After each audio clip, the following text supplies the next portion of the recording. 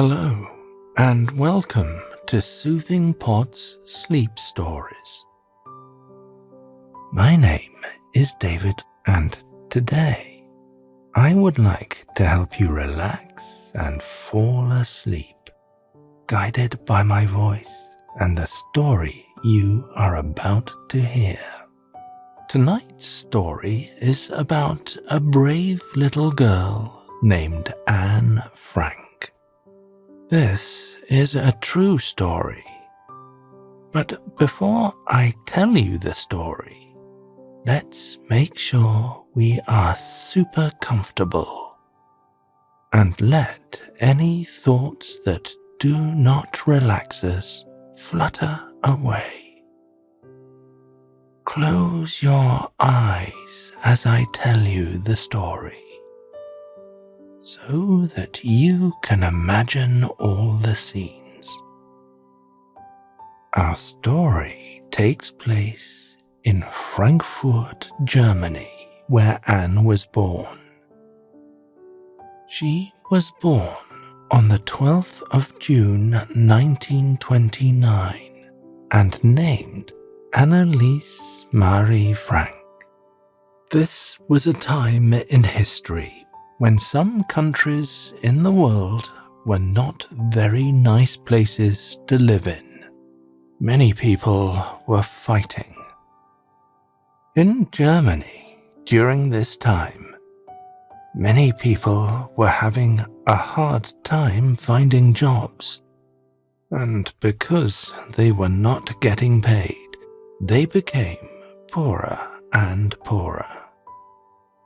There were a lot of problems in Germany, and as so often happens, when there are problems, people always look for other people to blame. And at this time, the man who was the leader of Germany was not a nice man at all. He told everyone that it was the Jews' fault that the country was having so many problems. The Jews are people born to Jewish families, or people who practice a religion called Judaism. So, the leader of Germany, who, like we told you before, had a very ugly heart and said very ugly things, also did ugly things to people. Now, Anne Frank was born to a Jewish family, and they were a very kind family. They were not terrible like some people said they were. But in Germany, the family was not treated very kindly at all. It began to be unsafe for them to live there.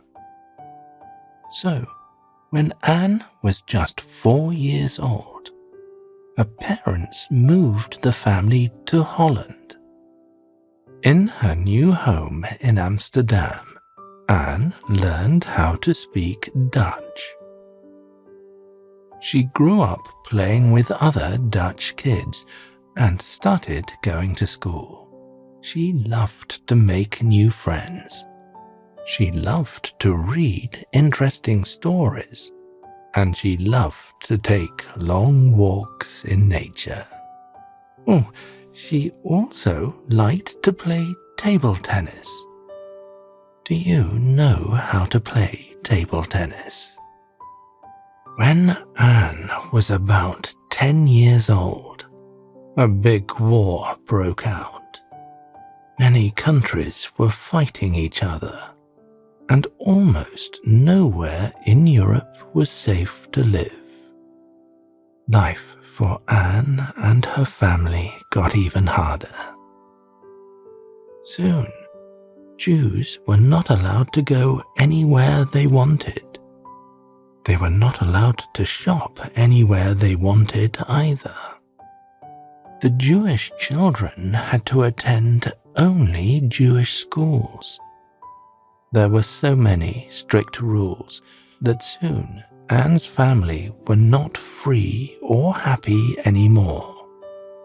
Because Jewish people could not have their own business, Anne's daddy lost his company and the money started to run out. There was also something called a curfew for all Jews. Do you know what a curfew is? It is when the law says you must be home at a certain time. So, if you were a Jewish child, like Anne was, you could not play outside with your friends as long as you wanted. Isn't that sad? Also, if you were a Jew, you were not allowed to ride on public buses or use a public telephone. Remember, in those days, there was no internet and kids did not have computers or cell phones. So, it was hard to send messages to anyone. Without a telephone, they could only write letters and send them by post. And that often took a really long time. Many things took much longer in those days than they do today. But the biggest problem was the war. War is never a nice thing, and it is especially hard for children. Anne's father and mother wanted to protect her and her sister Margot from all the terrible things that were happening. So, do you know what Anne's father did? He spent months and months building a hiding place. It was right behind his office building, on a street called Prinsengracht, number 263. Of course, at that time, nobody knew about Anne's daddy's secret. If he told anyone, of course, the family might get in huge trouble. Later, Anne wrote about this hiding place, and she called it the Secret Annex. The secret annex was on top of a warehouse. Anne's father, Otto Frank, did not build it all by himself, however. He got lots of help from 4 of his employees who worked for him and became his friends. These 4 people were known as the Helpers: Miep, Beb, Johannes, and Victor. These 4 were the only people besides the Frank family who knew about the secret place and knew that the family was hiding there. So, they helped to bring the family supplies they needed. Food and clothing, for example. But Anne's family was not the only family who lived in the secret annex. Later, another family with 1 son arrived and lived together with them, Herman and August van Pels, and their son Peter. Later, another man who was a dentist, Fritz Pfeffer, also arrived to live in the secret annex. The annex was not very big at all. It was certainly not as big as a normal-sized family house, but just like typical Dutch houses. It was made of levels that stacked on top of each other. The annex was 3 stories high. On the first floor were 2 small rooms, 1 bathroom, and 1 toilet. On the second floor, there was a large open room, plus 1 smaller room. In this smaller room, a ladder was placed, and this ladder led to the attic. The entrance to the annex was also hidden so that nobody could tell anything was there at all. In front of the entrance was a bookshelf that could swing open, kind of like a secret door. Anne's father and mother planned to use the secret place to keep their family safe, and they had been preparing for months. But in order to keep it a very good secret, they could not tell anyone, not even Anne's friends, not even Anne. Anne was only told about the secret annex just before they went into hiding. You know how hard it is to keep a really good secret. That's how it was. And Anne's mommy and daddy did not want to risk anyone finding out. On the day that they went into hiding, they had to do it very quickly. They also had to leave behind Anne's cat. I guess cats can be pretty noisy sometimes, right? And if anyone heard Anne's cat making noise in the secret annex, that would give away the hiding place. Anne was probably very sad to leave her cat, but she trusted that her mummy and daddy were telling her to do the right thing, and she tried her best to obey whatever they asked her to do during this time. It is not very easy to obey your mom and dad all the time, right? Or your teachers when they are instructing you. Anne must have had a lot of questions in her head. As you can imagine, it got to be quite squishy living in one apartment with so many people, especially because they only had one bathroom and toilet. But also, they had to be very quiet so that nobody outside or in the warehouse would hear them. For example, they could not flush the toilet during the daytime, otherwise the workers in the warehouse might hear them. Also, they could not open any windows and look out. But Anne found ways to be okay and stay calm in this difficult situation. On her 13th birthday, Anne was given a very special gift, a red checkered diary.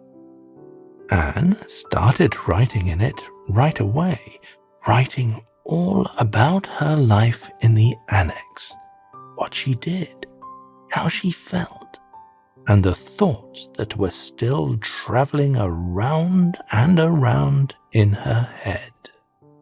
Anne named her diary Kitty, and the way she wrote in it was as if she were talking to her best friend. Maybe when Anne wrote to Kitty, she thought about her cat, whom she had to leave behind. Here is something she wrote in her diary one day. Dear Kitty, I hope I will be able to confide everything to you, as I have never been able to confide in anyone. And I hope you will be a great source of comfort and support. The diary did indeed become the place she went to for comfort and support, because it was not easy at all to be living every day in such a small space and with so many people. Anne wrote in Dutch, but sometimes she used German or English words as she kept writing. She loved doing it every day. It was an activity that she could do without anyone else, and a way to escape without having to actually go anywhere. She dreamed of becoming a famous writer one day. She did not know that this would eventually happen. She did not know that one day her diary would become one of the most read, most inspiring books in the world. Now, because of all the things Anne wrote about in her diary, we have a little glimpse of what life was like for her and her family during this difficult time. If she never wrote these things down, then we would never know what happened in her life. Anne wrote about what food she ate during this time, and about the books that she read. She even wrote about movie actors she liked, and the things that also bothered her. It was hard to always hide from the outside world, and you can imagine that sometimes she argued with Mom and the other people in the house. Can you imagine not being able to go outside? It would be tough, right? Maybe, like Anne, you will one day find something you love to do that will help you get through tough times and still smile. Anne wrote so much in her diary and in other notebooks. Here is a list of the things that were found written by Anne. 1. 34 tales.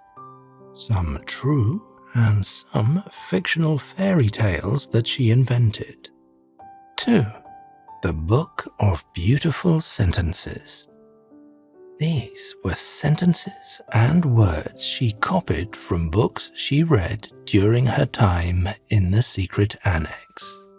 3. Cada's Life. This is the title of the book Anne started to write. We don't know why, but she only finished a few chapters. 4. Het Achterhuis, the secret annex. Anne wanted to write a book about her time in the secret annex, and this would be the title. Do you know what made Anne want to write a book about her time in the secret annex? On the 28th of March 1944, Anne and her family were listening to the radio when they heard Dutch Minister Bolkestein speaking. He was asking the Dutch people to save important documents, so that even after the war, they would still remember what happened during this time. It was going to be a very important time in history. So, people needed to remember. And this is what inspired Anne to write The Secret Annex. She started the project on the 20th of May 1944. Anne used some of the texts in her diary. In just a few months, she wrote about 50,000 words and filled up more than 215 pieces of paper. Soon, writing was Anne's entire world. It was something very special to her, and a habit she always kept. One day, on March the 16th, 1944, she wrote, "The nicest part is being able to write down all my thoughts and feelings, otherwise I'd absolutely suffocate. Suffocate means when you cannot breathe, and this is what it must have felt like to Anne, who found a place to escape between the pages of her diary. The pages of her diary were like a space of her own, where she could breathe and feel free and express all of those feelings in her heart. This is why writing in Kitty became an important part of her routine, just like writing letters to her best friend. Anne really wanted to write to her friends, and of course she wanted to play with her friends again. But since she could not go out and see them anymore, she decided to just make up imaginary friends. Do you do that sometimes too? See, Anne was a normal kid too. Some of the fictional friends she invented, besides Kitty, were called Pop, Vian, Connie, Lou, Mayon, Yedya, and Emmy. Now, even though Anne could not go out of her hiding place and play with other kids, she had a circle of friends she could always write letters to. Here is one letter she wrote about her imaginary friends. Dear Kitty, I like writing to you most. You know that, don't you? And I hope the feeling is mutual. In October 1942, Anne imagined that she was making a movie in Switzerland with Kitty, who she wrote was a nice 14-year-old girl. Anne said that they were becoming close friends. Out of all her fictional friends in her imaginary friends club, Kitty was her best friend. You can imagine that in Anne's real world, it was not easy to live in such a small space with so many people. Everyone had different personalities, and they sometimes got on each other's nerves. And if they did not like what the other person was doing or how they were behaving, well, they couldn't just leave. Anne wrote about how she could not stand Pfeffer, a dentist whom she had to share her room with. She wrote about arguing with her sister. The two girls grew quite close during this time in hiding. Here is something else she wrote.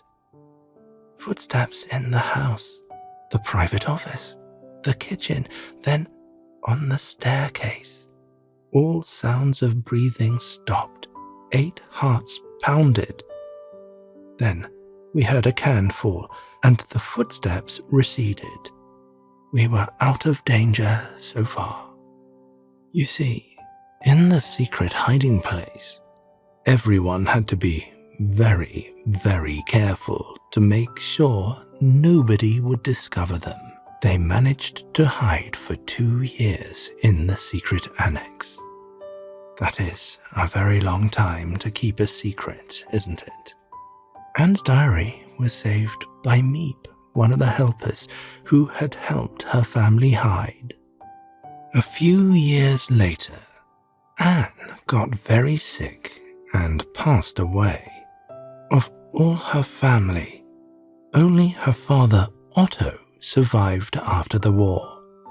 Meep gave the diary she found to Otto. In 1947, he was able to publish Anne's diary as a book titled The Secret Annex. So, Anne's dream of becoming a published writer really did come true.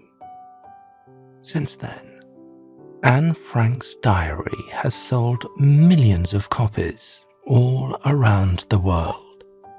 Boys and girls, mothers and fathers, so many people that Anne could never have met have now read her book and know what a brave little girl she was. Anne's diary has also been translated into more than 70 languages. The secret annex, where the family hid, is now a museum in Holland that you can visit, named the Anne Frank House. Each year, more than 2 million people from around the world go to the museum to learn more about Anne and about what life was like during those difficult days.